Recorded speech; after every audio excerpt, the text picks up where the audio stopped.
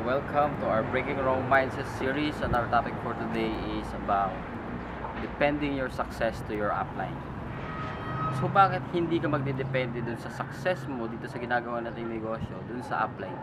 Simple lang kasi maraming uplines na hindi ka tutulungan. Maraming uplines na papababayaan ka. Maraming uplines na mag-quit, mauuna sa'yo mag-quit. At maraming uplines na wala silang pakialam sa'yo. So, instead to be discouraged, instead na tumigil ka, why not pursue success? Hindi naman magdedepende yung success mo sa kanya Magdedepende yung success mo sa gagawin mo dun sa negosyo mo.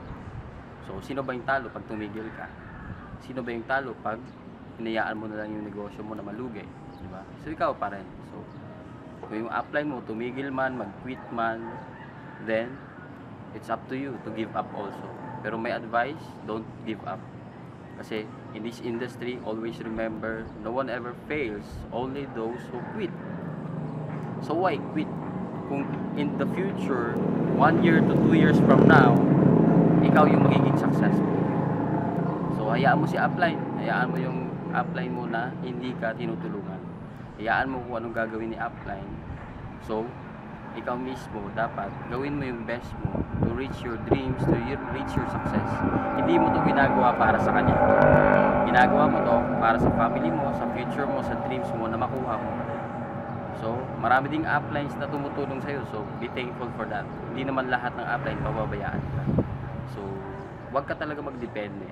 If ever si upline tumutulong sa'yo, then accept that fact na tinutulungan ka niya. Pero may uplines din na pababayaan ka.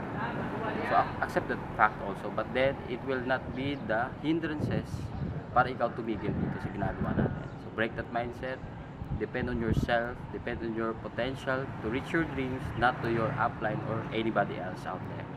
Okay?